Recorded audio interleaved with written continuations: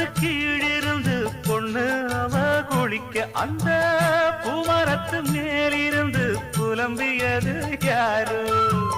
கன்னி மனசு ஒன்ன நினைக்கும், தன்னந்தனியே எண்ணி தவிக்கும், பொன்னை எடுத்து அள்ளி கொடுக்கும், வண்ணக்கனவு அள்ளி தெளிக்கும். கூறப்பட்டு சேல அம்மா கூட ஒரு மாலை வாங்கி வரும் வேளை பொண்ணு வாசமுள்ள சோல.